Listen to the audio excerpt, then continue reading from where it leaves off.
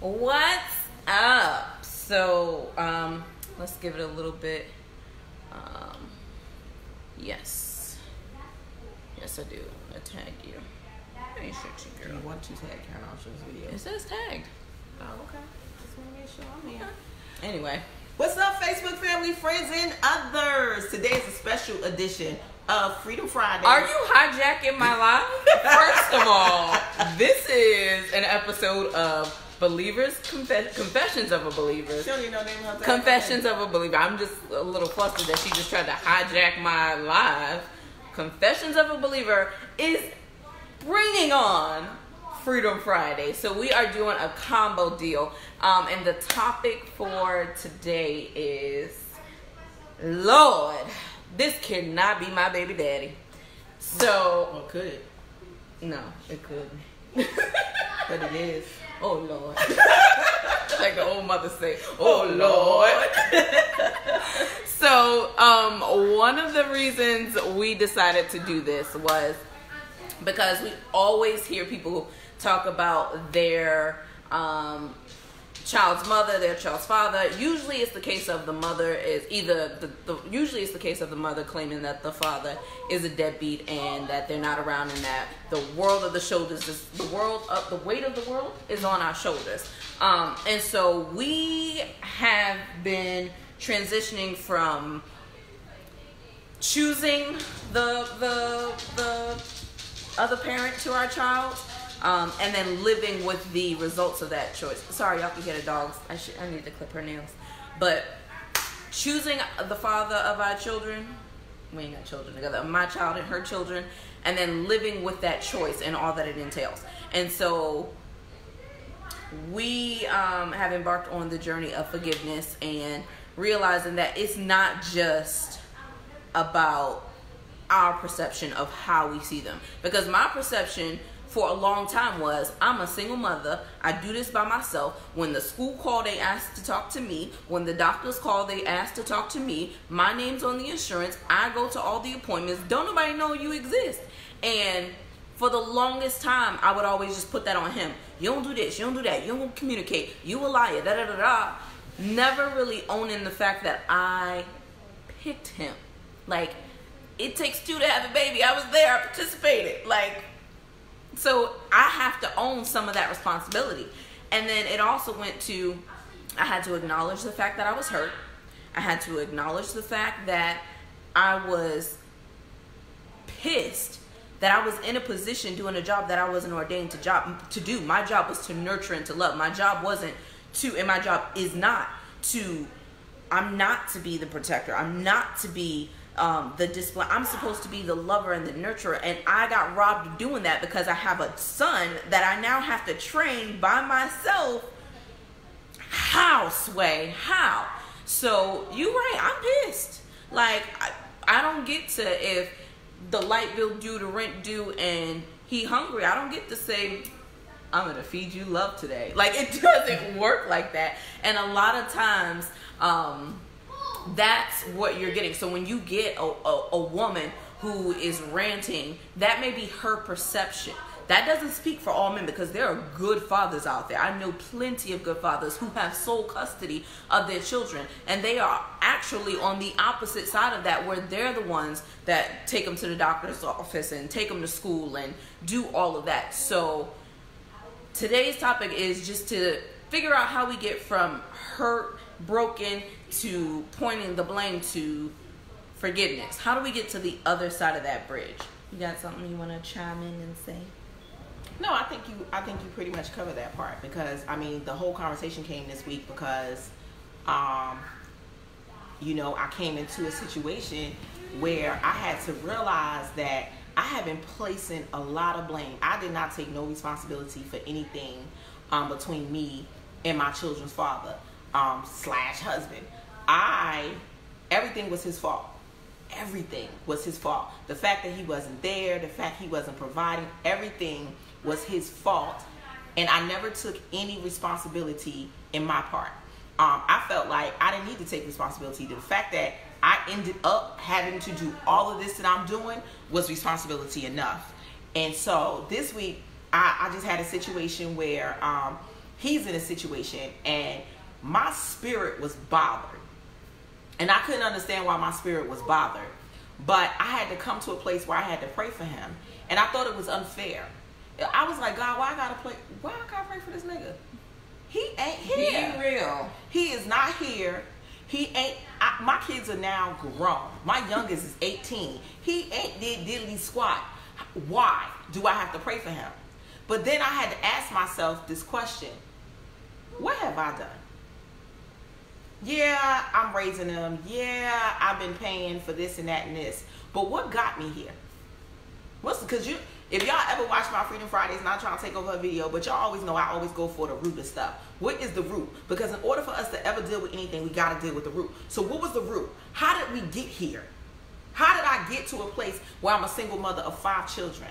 How did I get here where the father of my 5 children is in and out of jail? In a relationship with somebody else that won't allow him, or is who I won't say won't allow him, but making it difficult for him to be the father that he's supposed to be for my children, or he just is not there. Or you walk into the courtroom and he gets to reduce his monthly payment simply because he lost his job. But if I lose my job, ain't nobody reducing my payment. I still gotta pay rent. I still gotta feed my kids. And then you try to say, well, ain't nobody tell you to leave, so that's your fault. And so I had to come to a place where I had to realize that part of this is my fault. I chose this man. For me, I chose my man. I prayed for him. I prayed for all parts of his outer experience. Not just for experience. Yeah, it was an experience. Okay. But I forgot about everything on the inside. Everything on the inside. I forgot about his intelligence. She forgot morals. I did. She forgot goals. I did. She forgot ambition. True. She forgot a heart. No, I'm joking. I did forget partly. And to have a job. Like I forgot about all those things. All I wanted him to do was look good, be bow-legged, and help me create this nice looking son that looked like him. And he did it. Not once, not twice, but 4 times. And that was it for me. And then I got stuck in a situation that wasn't healthy. That was verbally abusive, physically abusive, emotionally abusive, spiritually abusive. Not just on me, but on him as well. Because as he was being verbally abusive, so was I. There ain't nobody sitting around having nobody call them stupid A, B's and not saying nothing back. I don't know what world y'all come from, but that ain't happening in my lifestyle. And so it was a toxic relationship. It was real toxic. So how long would you say you were angry? Until Monday. Are you serious? Are you serious? I'm so serious. So you've been angry. Have you been angry the whole? So Kamani's 25. So have you been angry the whole 25 years? 24, because Kamani's 24, 23. I'm 30. Yep. Kamani's 24. He'll be 25 in January. Oh, okay. So 23 years. Yeah, I would just say I was angry the whole 23 years. She said Monday. Yeah, I was angry up until Monday. I began to heal in some parts. I was able to deal with some parts. I was able to accept some parts. But to finally just be completely angry free, that happened on Monday. This Monday. I don't know what mine. I think my kind of forgiveness, it didn't even start with forgiveness. It started with acknowledgement. What's your question? How long, angry or forgiveness? Now that's 2 different things, okay? What was my first question? How long you was angry? Yeah, I was angry up until Monday. Okay, so when did you forgive? Tuesday? When did you forgive? I'm working on it. Okay, all right. So I would say for me, forgiveness did not come out of the blue. For me, it took me acknowledging that me pointing. One thing I never do is I never speak negatively about him, especially in front of his son. I just don't believe in that. I don't believe in, because if you watch any of the Confessions of a Believer videos with the words have power, you will see that the plant B is dying or trying to die. So I believe that words have power. And so I will never sow seeds of negativity in my son towards his father, because that's the person who's supposed to teach him how to be like a man. And my point of forgiveness came from for the longest time I was so selfish. I didn't care about, and it's gonna sound bad, I'm not gonna say I didn't care. I never considered Omari when it came to me being angry. I considered how I felt. I considered that I was the only one doing this. I considered that I'm tired. I need a break. There is no vacation. There is no days off. If I go on vacation, I got a plan to take my kid with me because there's no part B for this. And so I was very angry. And I acknowledged that I want the best for my son. And so in wanting the best for my son, I realized it's better for him to have two parents who are the best version of themselves rather than one parent that's good, one parent that's here, but you ain't really, what good are you if you filled with bitter and anger? How much of you can you give to your child? How much of you would you want to give to your child if it's toxic? And so I had to release a lot, and I had to ask myself, what do I want for Omari? And at the end of the day, I wanted two parents that were the best version of themselves for him. And so with my foundation being Christ and my foundation being a spiritual connection to God, I did what the church tells you to do with the Bible. I prayed for him, and I prayed for his heart, and I prayed for for friends that meant him no good to disappear. I prayed for his ears to be open, the blindness to be taken off, and I literally would just, and it wouldn't be no long snot nose crying. It was, oh God, bless his circle, God. Send him friends like the guy who they lowered in the roof. That's my favorite story. Send him friends like that, God. And in doing that, communication has gotten better. I am now to the point where if I say something to him, I'm no longer coming off as angry. So it's like, I need you to do this, and if you can't do it, just let me know. Is, hey, I know you have stuff going on. Omari needs shoes though, so can we make that a priority? And I can expect that there will be shoes in the mail for Omari. But because I am now approaching things in a manner of love, I'm getting a different, what's it called? Result. I'm getting a different result. So let me ask you this. So with that being the case, right, when you first started that, right, you didn't feel as though, did you have that feeling like, what's the purpose for doing this? Like, did you still feel cheated? Because even though you're saying, you know what, Omari need a pair of shoes. If you can't get it, let me know. You changed it to, hey, I know you got things to do. Did you not feel like, well, shoot, I got stuff to do too? You know what it came down to is Omari put me through hell fourth grade year. Fourth grade year was tough. And I'm sure the thing that changed it is, I never forget it. I was in the house and I was why was I crying? I was in the house and I was bawling because he had gotten in trouble again at school. I had to leave work early again. I was angry, and I felt myself get angry. And I was in the kitchen, and I had a glass of wine, and I took the corkscrew and I threw it. And I was like, you know what? This ain't my kid, God. This is yours. So you better do something with them before I send them back to heaven real early. And I think in my frustration, in my anger, and trying to carry a weight that I wasn't designed to do, I think that was the moment where I released it. And it was like, this is not my problem. This is your kid. You just told me to be a good steward over him. And right now, I don't feel like I'm being a good steward because he's in school acting like an ass. I'm looking like a bad parent, and I don't want to do this. And then so-and-so is over there living his best life. This ain't working. And so I literally released it and gave it to God.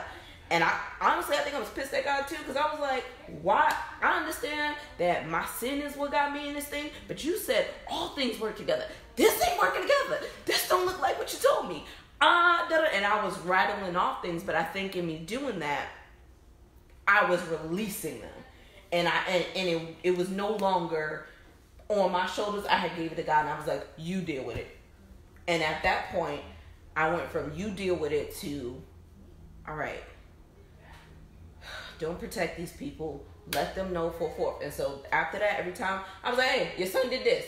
Your son did this. Hey, your son did this. And I shared the responsibility. I no longer shielded people, and I no longer let my emotions or how I felt about him get in the way. It was about what's best for Omari, and it's best for Omari to have two functioning parents.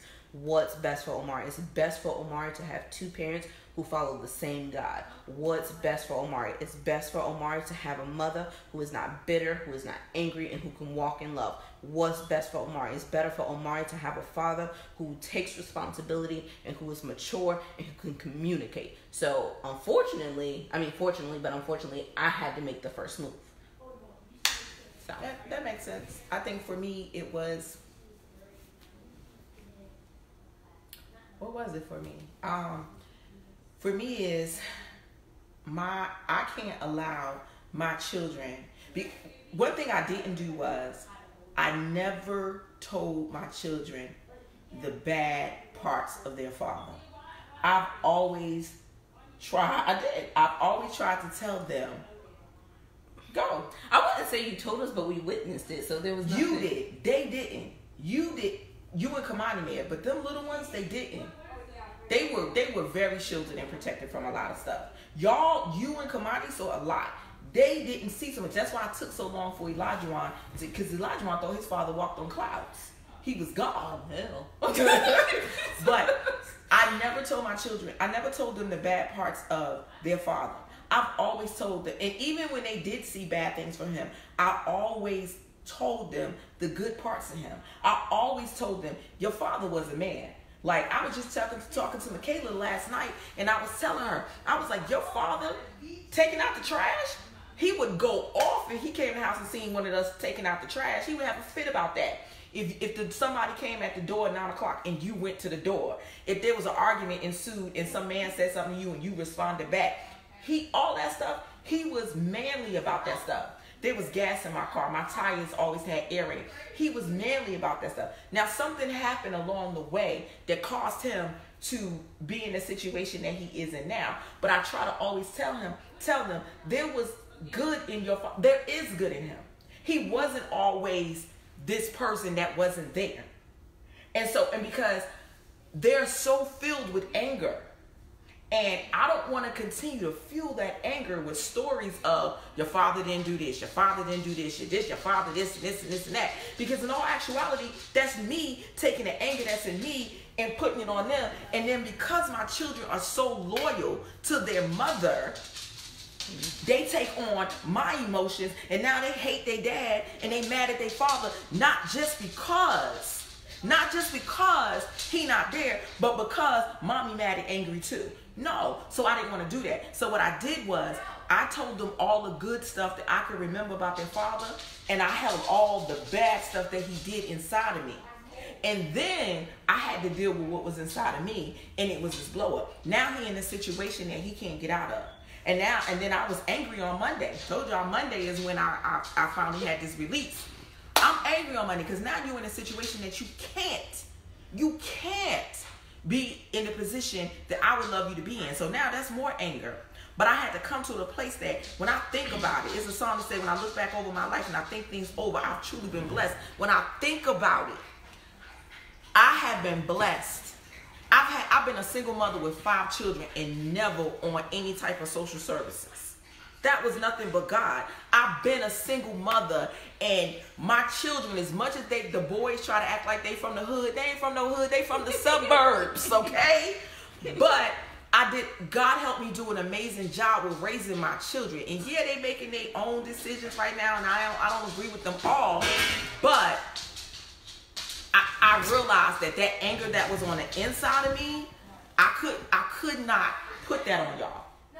And the anger that y'all feel is just for his absence, and the anger that you feel is because y'all saw me struggle. Y'all saw me do so many things, and it's like, well, dad, where's daddy? Where's this? That's y'all own thing. Y'all got to deal with that.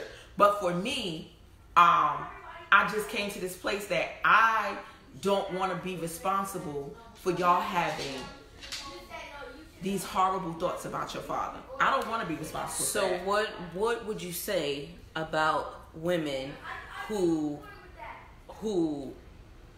hold their children from their father? And what would you say to women that speak negatively to the children about the father? I think that hurt people hurt people. I would agree. And when you are hurt, especially by somebody that you love or you thought you loved, or you was in a relationship where you had kids when you got a bond with, you are hurt.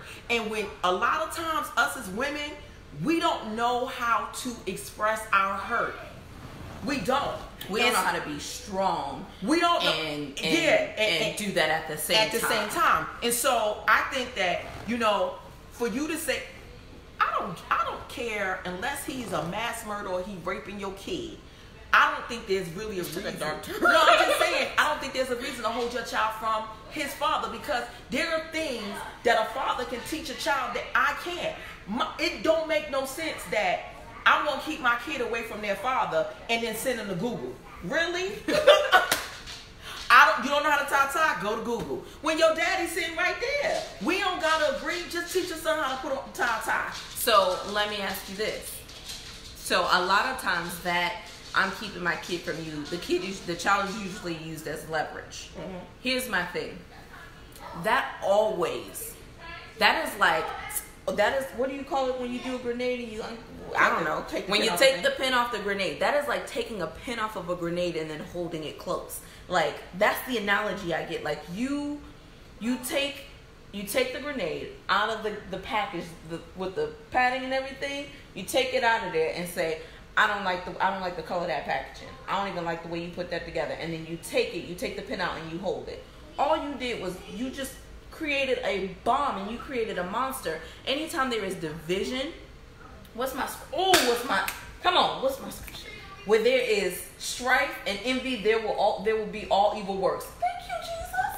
And so that's the thing that I get. Is like, you are creating animosity. You are creating animosity. You are creating this space where you are creating this bitterness and this toxicity inside of your child, and then you trying to figure out why they angry and why little JoJo punching holes in the wall. Like, I just, for me, it's... So okay, with that being said, what do you say to a parent who says, I don't want my son or my daughter to be around their father right now because he's not in his best place? What's the best place? Because mine wasn't in a best place, but it was in my... If you talking about he on drugs... No, he just not what you feel as though he ain't... That's not my call. My call is, are you capable of being... This is the problem. We have babies with guys that we fell in love with their potential. And when you fall in love with a man's potential and you see it but he don't see it, you set yourself up for failure anyway, because now you pushing him to do something that he is not capable of holding on to because he can't visualize it. He can't see himself. That's an example of that was, it was, if you take broke people and put them in a brand new complex that's new, up to date, everything. Well, if you take people out of the hood and put them in a brand new environment with a nice house and everything, and give it about 3 months and that place will turn into a hood. Why? Because they could not maintain what they didn't think they deserved. So why would I let my kid come stay with you then? With me? No, I'm just saying with that analogy. I don't want you with that analogy you just said, right? Yeah. Right? Why then, what would you tell a person, a mother who's like, I don't want my son or my daughter to come over there with you because you gonna corrupt their mind? My question to them would be, you slept with them, so how's your mind? You picked him. So how good is your judgment if you pick? You can't say, look at him. Look, he ain't got this, he ain't got that, he ain't got his own. Like, people always look at the material stuff and be like, well, he ain't got a house, he ain't got a car, he ain't got this, he ain't got that. And the bottom line is, it has nothing to do. The bottom line is that child came from both the seed and the sperm. That's y'all DNA put together. So genetically, he's connected to that kid. There are things that he has to now instill in this kid so that he can be the person he's supposed to be. That you pretty much just took the foundation and built your house on sand. And then you get upset when it falls. You told the contractor not to use cement, but to use sand because it was cheaper. And it made you feel better. That analogy just went over my head, but okay. The point is, I definitely agree with your comment that hurt people hurt people. My question is, how long are we going to use that excuse? If you know you hurt, get help. The problem is we lazy. And the problem That's is true. we are lazy and we are self-centered and we like playing the victim role. We like saying, girl, he ain't doing nothing. I'm out here doing it by myself. But you know, our favorite slogan is, Mom, black women don't do what we gotta do. We don't do what we want to do. We do what we gotta do. That's our slogan. That ain't my slogan. That's the black woman slogan. That's the black woman is, I don't do what I gotta do. I don't do what I want to do. I gotta do what I gotta do. That is true. That is our slogan. And it's because we're self-centered. Because you have help, it's just your help is not the way you want it to look right now because of how the cards played out. Let that man be a daddy. Let that man go get little JoJo. Okay, so here we go. I need money. Okay. You got money. Oh, you just got paid. Mm-hmm. And I need money. Mm-hmm. But you tell me that you can't send me no money because you got a million things to do. What how am I supposed to feel about that? How do I handle that? So I will tell you how I handled it. So Omari was about 3 years old, and I never forget it. Omari he was a few weeks old. You remember this? Oh, the Pampers. No, it was the formula. She was pissed. So the formula, I called his dad and I was like, hey, Omari needs formula. He was like, okay, I'm gonna drop it off, whatever. Omari had to be a few weeks old. Didn't see him, didn't hear from him at all. She went out, went and grocery shopped and got the formula and was like, you don't wait on no damn man to get your child something. You do what you gotta do. And she slammed the formula. I never forget that day. And it wasn't until Omari was 3 that I got to the point where I was like, listen, this is the requirements. He don't run off of love, of all love. He run off of finances. And if it's coming down to where you get to choose what you want to do, and if you're going to help, we're going to take that from you. And so I went and I put him on child support. And it wasn't me putting him on child support because he got a new girlfriend and I was like, oh, I'm going to stick it to you. Oh, no, go get you a new girlfriend. Get one that can help you take care of him. But because you are in a position where you rather go get some shoes and not bring him his formula, or not even the fact of you can't bring him the formula, it's the fact that you don't even communicate that. And the fact that you just didn't call, didn't say nothing. So, I mean, thank you that you assumed that I would take care of it. But how dare you put that weight on me? So, yeah. And so now, with my check. My baby need new school uniform, all right? Tuition is due, boo. Like, no. So, yeah, I mean, I think it definitely comes down to men have to do a better job of stepping up. And not all men, but the ones that aren't doing, you know if you ain't doing right, man. Like, you know. And if you have friends that see you ain't doing nothing and they okay with that, I would reevaluate my entire circle. Like, it doesn't work. No. So what have you learned after making a choice? You hit all in the camera, back up. What have you learned after? Because the thing is, and you see so many women do it. We go out here, we have a kid by a dude who is, we find out ain't taking care of nothing, and then we turn around and we do it again. We have baby number 2. We have baby number 3. So thank God I raised you right. You only got one. Oh, listen, the Lord gave me a boy first. I'm still traumatized. No, but seriously though, like, what have you learned that you are going to take in choosing? Because you didn't let me give a question now. All right, I got a couple of answers. Come on. Because I think what we do as women, we go out here. First of all, we don't heal properly. we start dating and we start being in relationships because we want company. I see what you doing here. We want company. We want to feel. I'm sorry, we want to feel, and we got to deal with our flesh and being self-centered. And we go out here and we don't heal. We don't understand, and we haven't learned exactly what it is that we want and what we need. Not just for the moment, but in a lifetime. Because most women, when you go out here, your whole hope is to get with a man that's going to give you what you think you want and need, so that y'all can be in a long-term relationship, get married, have a baby, and die together, or after each other, whatever the case may be. So what have you learned now, after having this baby daddy experience, that you're going to take into your next long-term relationship that will help you be better at choosing who you need to choose for your lifetime? Because we only choose for that particular moment, for that second, for that couple of minutes of orgasms. You just said orgasms, okay. There's a couple of things that I've learned. One, my requirements for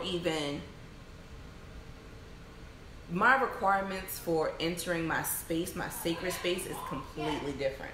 Before it was, you had to be tall, you had to have waist, you had to have one earring, a dimple on the side, and you had to have pretty teeth. And if you said, baby, woo, shundo, that was it. That was all it took. And you questioning my bow-legged people? Really? That don't fall far from the tree. Bow-legged and having an accent? Really? You questioning? I mean, it was that. And don't let you have a New York accent. Yo, what up, ma? What? Shimmy, shimmy. Like, no. The jaws just drop like paper, huh? Crumble. No. But that, like, my requirements have changed drastically. Like, now my requirements are, I'm not having sex until I'm married. So, one, I'm not looking. That's not my job. I'm not looking because, and I told God this, I said, apparently I suck at picking them out. So, I just quit. And so, me deciding not to look and taking dating and taking sex off the table, it eliminates a second baby daddy for sure. It eliminates hurt. It eliminates falling in love with a man's potential. It eliminates being angry and bitter because I have so much clarity. Like, so much clarity. And I'm learning how to utilize my single time now in a way that I've never done before. Before it was getting dressed, getting cute, trying to get somebody to holler and talk for a little bit. You get the butterflies and then you argue and all of that. And now it's like, my friends are like, oh, are you going to go on a date with the guy? No. Well, why not? He hasn't earned his time with me. You got to earn time with me. It's not given freely. I'm precious. I know what I'm worth, and it came from learning my worth, learning what's important to me, learning what's sacred, it came from learning how to treat myself like a diamond and not a rock. And so that it's been, when I moved here almost 6 years ago, it's been 5 years in the making of a failed relationship, trying to do things my way, trying to just doing things broken and unhealed, and it just didn't work. So I've learned how to step back and let go. I've learned how to listen. I've learned how to peep the pink flags, the red flags, and I've learned where to let wiggle room in at and where not to settle. So do you have plans on ever getting married again? Again? What? Let me find out.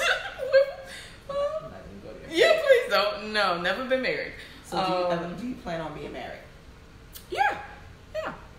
I'm not. I think I will definitely get married. I definitely want to try and have a daughter, and I want to do things the right way, in the sense of being married, spending time with my husband, and then deciding, oh, let's have a baby. Let's try for that baby. Like, I want to let's surprise people and tell them we're getting pregnant. Like, I want to do that thing, but it'll be, I'm not in a rush. I'm very content where I am. So love you, Carla. See you soon, Carla. So we're gonna end this video with this. What is the best advice? Because I don't know how this video turned into me interviewing you, but okay. Confessions of a believer. But now, so you covered the whole fact of speaking life, praying for your baby's father, realizing that you don't have to take on a role that was never designed for you. You covered, it's okay to share the responsibility and not shelter people from the help that you need, whether they're gonna help you or not. You need to let them know, for the simple fact of you don't need to be Superwoman. You can take off your cape. You covered, don't harbor your kid to hurt the other person just because you hurt. You talked about, like, okay, now I know after this mistake, after this failed relationship, something great came out of it, but I want to make sure the next time I do this right. And I see why the Bible says do things this particular way. Whether you believe in the Bible or not, you could do, if you believe in, the Big Bang explosion, monkeys got here, or whatever the case, whatever you want to believe. I ain't come from no monkey. The point of that is it's scientifically proven that really sex outside of marriage is a problem. So, but hey, that's everybody's own opinion. But so you covered all that. So the last thing I just want you to, because regardless of what people think or say about this video, at the end of the day, you got baby mamas that's hurting out there. Absolutely. They're doing it all by themselves. Absolutely. That feel alone, that feel stressed out, that just want to take that break, that just want to get that baby father to understand. What's the advice that you give to them? Go to counseling. Really? I strongly believe in counseling. You want me to lay on the couch and say all that all over? You don't lay on the couch no more. Really? Yes, you sit up and have a face-to-face conversation. No, I honestly, I definitely would say get counseling, and not from your friends who are also broken. I wouldn't get counseling from your family who you've told you on dog the person out to. I wouldn't talk to somebody, because typically when we go to talk to somebody, we talk to somebody who we know gonna share who's gonna be in our corner. Right. Who they're gonna vote with us and say, girl, you right. That nigga ain't nothing. And so rather than fill yourself up with more junk, go talk to somebody who doesn't know you, doesn't know the person, and they can give you a clear, because a lot of the times the issues that you're facing right now, that's not the root, that's the fruit of what you have buried deep inside of you. And we always think that cliche of out of sight, out of mind, that's bull. That kills more people than cancer. Like, that out of sight, out of mind thing, where do you think it goes? If your garbage disposal gets backed up, eventually you're going to smell it. Like, that out of sight, out of mind, you might not see that it's broken, but you'll smell it soon. So, the first thing I would suggest is getting counseling. If you are somebody who is not one of those people who, I don't tell my business, I don't do it, journal. Write it down. I would say write a letter. Boom. Thank you. I'm going to take one of her ideas. I would say if you are a woman who is hurt, you're a woman who feels betrayed, you're a woman who's dealing with baby daddy issues and you feel like you're doing it by yourself and you're sick and tired of being sick and tired and you just stress to the max. If you do not want to go and seek counseling, because I definitely think that's the first choice, write a letter. But don't just write one letter. I want you to write 3 letters. I want you to write a letter to yourself. I want you to write a letter to the person. And what's the third one? No. In this situation, I'm going to write a letter to my kid. Oh, come through, Mama K. Okay. So write a letter to yourself, forgiving yourself, explaining why you're upset with yourself. I'm upset that I picked this no good, lying, rat-faced mutt to have a baby with. I thought that Leroy said he was gonna be there for me, and it was lies. And get it all out. If you listen, I got dates from when I was lied to. On November 17th, he told me this and he showed up, because we love to keep a Rolodex of wrongs. We absolutely love to keep a Rolodex of wrong so that when it gets bad, we got ammo to shoot out. And that does not do anything but tear the person down. And this is the person you're supposed to be raising a kid with. Like, again, the thing that got me was Omari needed 2 parents that were the best version of themselves. And the only way I could do that was by emptying myself of all the hate, of all the anger, of all the frustration, and I had to release it. And then I had to forgive. And it's not, trust me, it is not easy. But anything, what's that saying? Anything worth having is worth working for? I don't know. But it's not easy. It is not easy. It is hard. It feels like we are the last ones that, like, we gave our all. We should not have to give any more. I get it. I understand it.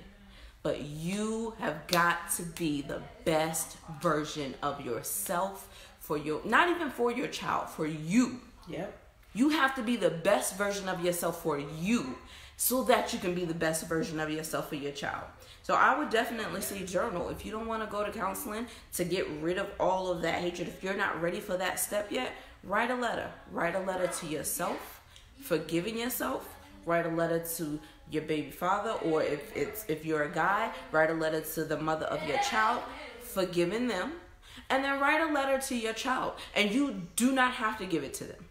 Our thing is, that is therapy for us. We will write letters. I will read it. I will boo-hoo cry. I will live in that moment, and then I burn it.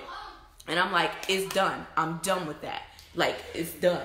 The one letter I do for myself is the forgiveness letter for myself. So what I normally do is when I'm going through something and I know I'm partly responsible, even the situation with my kid's father, I wrote a letter and I'm like, going in, Karen, why did you do this? You knew, you saw the pink flags before they came red flags, and then when you got into the red flags, you didn't leave. Like, I wrote a serious 3-page letter to myself, and I went in, and then I mailed it.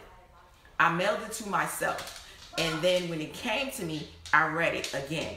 Because this time, I had a different perspective than when I first wrote it. Because when I wrote it, I was angry. I was pissed. I was like, I felt like justice needed to be served. But by the time I got the letter, I was like, ooh, I was mad. Ooh, girl, I was pissed. Right? I was like, dang. So my perspective changed. And I was able to see something in the letter that I didn't see when I originally wrote it. It's like reading a Bible. You could read a scripture 100 times, over and over again, and it's something, you get something different, or you'll see a word that you didn't realize before. So when I got my letter, I was like, wow, I didn't even realize this. I didn't even understand this. And then I was like, wow, I read it and I said, you know what? I got it, I understand, and I forgave myself. And then I burned the letter. And see, forgiveness is a choice. Letting go is a choice. Nobody puts a gun in your head and say you have to do this. You choose to do this. And if you feel like you ain't in a place to let go, then don't let go. Ain't nobody gonna force you to do it. Carry on, boo. Carry all that junk with you if that's what you choose to do. But when you choose to let go, let that be a solid choice. So when I burnt that letter and the fumes went up in the air, I made that choice. This day, I have forgiven. I'm not going back, and I'm not going to be talking about what happened 15, 20 years ago. I'm not going to be talking about what he didn't do, what he could have, should have, would have done. We're going to talk about now. Can you do something now? He in a situation that he can't do nothing now but talk on the telephone. Okay, let's have conversations. But we ain't going to talk about the past. We're going to talk about the future, and we're going to speak life, because it doesn't require anything to speak life. Just open up your mouth. That's all it requires. It don't require you to have no faith. You ain't got to go through no prayer. Yeah, you gave me that. You ain't got a prayer and all that stuff. All it requires is for you to open up your mouth and make a choice. And so I made a choice as of Monday, people. Remember, 23 years in the making, Monday, I made a choice that I was no longer going to carry my baby father and what he didn't do. I'm carrying somebody else's garbage. Listen. And what was happening was, you know, that hefty bag was getting so filled up, it started to spill out. Juices were leaking out of it, and it was leaking out on my children. And I didn't want that anymore. And when I look at my children now, even being 18, 19, 23, and 30, and I'm missing 21, looking at them, I can see the effects of my anger and my frustration and so many opportunities that I missed out because I felt like, oh, I ain't doing this.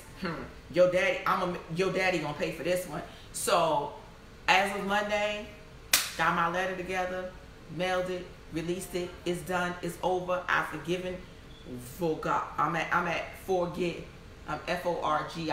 I'm working on the rest. The BN. I will say when you do that, when you choose to forgive, you have to stand firm. Yes. Because there are going to be people, it's going to come up. The moment you plan to forgive and the moment you walk in that forgiveness, people are going to bring it up all the time. You do not have to answer to anybody. If you forgive, that is your choice. And that's what happened That's what happened. No, seriously. That's what happened the other day. Because his birthday came up, right? Oh. And if anybody... You needed to answer me. If anybody seen my post on Facebook, I did a happy birthday post to him. And she didn't warn me or anything. I didn't have to warn anybody. She didn't have to, but I would have appreciated a warn because all I saw was, and let me tell you my perspective, all I saw was, excuse my French, all I saw was the nigga that did my mama wrong, the nigga that was verbally and physically abusive, the nigga that abandoned my siblings, he is the reason, well, you are too, but y'all are the reason I had to step up and play a role because he wasn't there. So all I saw was this face that made me angry, and then I look and it's attached to your name, and I'm like, what is this? What is going on? And that's what happened to me. I had to come to a place where I had to forgive. Somebody hit me up and was like, oh, you putting posts out there like that? Yeah, because that's my growth. I'm showing my growth. Ooh, that was growth for me not to post. No, I was this close to, you know that meme with hell? I was this close. But I just did the confused one though. But and in my post, I had to turn around and say, yo, me and you went half on some babies. Thank you for that. Me and you spent decades together or attached to one another. And I learned something. And I learned love covers a multitude of sins. I learned the power of forgiveness. I learned when God wakes me up at 4 o'clock in the morning because something going on with you and I don't know what it is, or he giving me dreams and I got to pray for you. I learned all that stuff. And so all of that was a learning experience, that it wasn't all about anger and bitterness. And so my step of growth was to put that post out there. And of course people came and they was like, I can't believe you did that. What is all that about? Oh, you must still love him, or da-da-da-da-da. It's none of y'all business. And it has nothing. It was y'all business. Got put on Facebook, but it has nothing to do. It was about my growth. It has nothing. But what was the other thing? Of oh my God, Holy Spirit, bring it back to me. I was gonna say it. You said something, and I don't know what it was, but it pretty much, write your letters. If you want to mail them to yourself, mail them to yourself. I'm trying to remember what that was. Oh my gosh. Okay, well, come on. Yeah, I don't know what it was, guys. I wish I remembered because it was good, because I was shouting. I was like, yeah, bro, that's good, but I don't remember. Just remember, love covers. Thank you, Holy Spirit. So my thing is always, we always forget that God loves everyone. And my thing is always, God, I serve you. They hurt me. Sick 'em. Like, that's how I treat God. And I be like, send the writing bolt. Oh, your car broke down? That's because I'm a child of God. You don't touch not my anointing. Do my prophet no harm. And I start going to town with everything the Bible says. But then I forget that thing. If you don't have love, you don't have anything. And I forget that God loves everybody. And when Jesus carried that cross, he carried it not just for me, although he would have done it if it was just me. He did it for everybody. And so I had to remember, he's your son too. You love him too. You don't want to see him hurt and broken either. And I kept going to God and was like, what about me? And it was, but what about him? You have a relationship with me. You're in a better place. He don't know me. You need to pray for him. So it was, the kids are hungry. And so it's very important. I would just say start that process of healing acknowledge that there's an issue. Fix the issue. Don't just acknowledge it and sweep it under the rug. Heal. Get counseling. Talk to somebody. Not your friends, not your family, not anybody that is going to hype you up and make you feel like you are right, but talk to somebody that is going to be honest. You don't need a yes man. You need a truth man. So no food cooking. The kids are hungry. We're gonna end this, but we just wanted to say, please be blessed, be healed. Acknowledge that you are not the only person in this situation. Ooh, no. And acknowledge that there are people out there who go through some stuff. Be blessed. He repping Wildfire, Fresh Start Church Youth Ministry. Woo woo. Okay. Woo, woo. All right. All right. Confessions of a Believer. I'm going to put this on the YouTube if I can. So subscribe, share. Freedom Friday, guys. I invited Freedom Friday. This is like Ellen bringing on somebody for her guests, right? You might guess. Freedom Friday will be happening. Simone, you're always late. You can catch it on the rerun, okay? Love ya. Bye, y'all.